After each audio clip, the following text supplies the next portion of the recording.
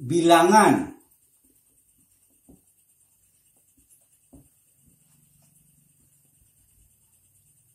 negatif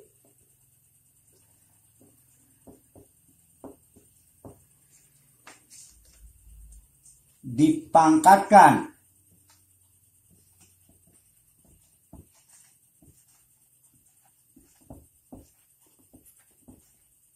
dengan bilangan ganjil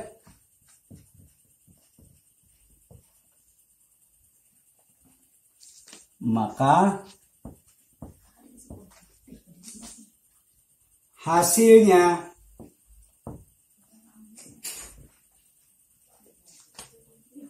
bilangan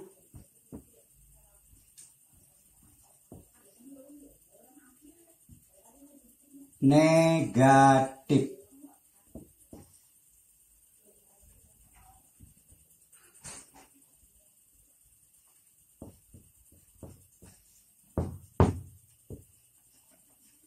Nah, ini tadi Bapak ulang. Bilangan negatif dipangkatkan dengan bilangan ganjil karena 3 bilangan ganjil dan hasilnya negatif 27. Maka dapat kita simpulkan suatu bilangan negatif jika dipangkatkan dengan bilangan ganjil maka hasilnya adalah bilangan negatif. Oke, kita lanjutkan. Sekarang kita masuk ke bagian 6. Ini ada bilangan negatif. Bapak ambil di sini bilangan negatifnya 2. Dipangkatkan 6. Maka kalau kita buat perkalian berulang, ini 2 min 2 dikali min 2 dikali min 2 dikali min 2 dikali min 2 dikali min 2 sebanyak 6 kali.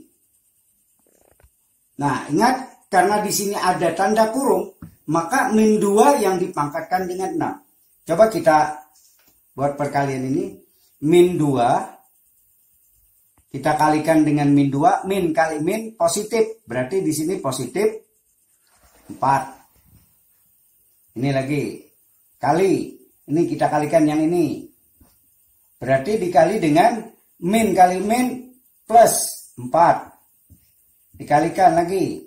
Ini kali ini positif 4. Sekarang positif kali positif, positif. Berarti 4 kali 4, 16. Dikali dengan 4. 16 kali 4 ini hasilnya 64. Ternyata bilangan negatif kalau dipangkatkan dengan 6, di mana 6 kalian tahu adalah bilangan genap. Ternyata hasilnya adalah positif, yaitu positif 64. Nah, sehingga dapat kita simpulkan bahwa bilangan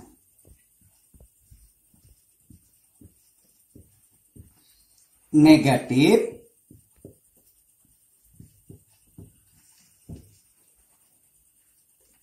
dipangkatkan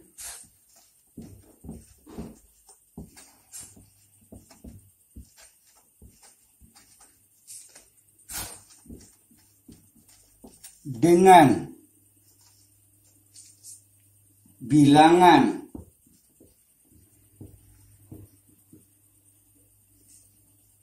genap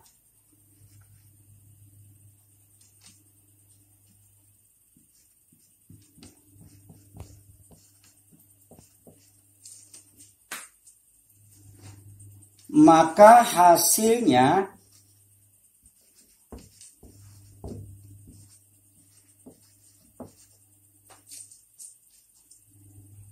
bilangan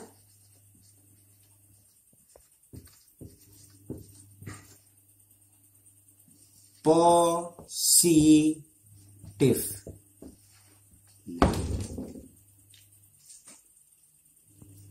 Jadi di bilangan negatif dipangkatkan dengan bilangan genap, maka dia menghasilkan bilangan positif. Ingat,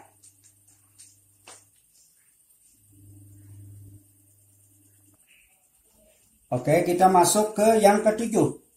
Kalian harus hati-hati. Kalau tadi bilangan pokok yang bilangan negatifnya pakai kurung. Sekarang kita tidak pakai kurung, misalnya negatif 2 pangkat 3. Maka di sini kalau kita jadikan perkalian berulang, negatifnya tidak dimasukkan dalam pangkat. Maka ditulis negatif. Kemudian kurung buka dan tutup 2 kali 2 kali 2 sebanyak 3 kali. Maka hasil dari 2 kali 2 kali 2, 8. Dan negatif tetap. Kemudian yang berikutnya, negatif 3 pangkat 4.